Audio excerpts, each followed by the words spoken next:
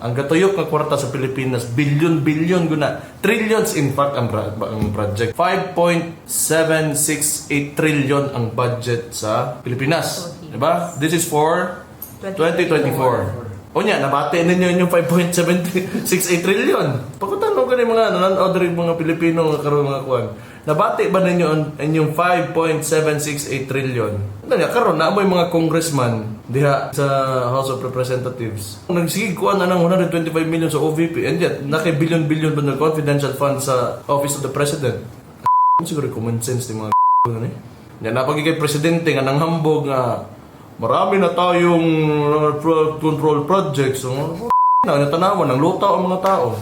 Bitaw, unya ka ng 125, balik-baliko ninyo. Kami pa isad, nangita mong excuse niya, kami paghihimong inyong himong excuse ana inyong kapalpakan niya. Kusog kay mga angkon. Nga pag-angkon, wa di ay. Saan na to na? Ba? Trillions ang ginastoryaan. Maganda na lang ba? Tagaan na ibutang na nato sa ingon ana nga perspective nga paranaw bitaw. Trillion ang ginastoryaan diri. Ngano nabati na ninyo ni abot na?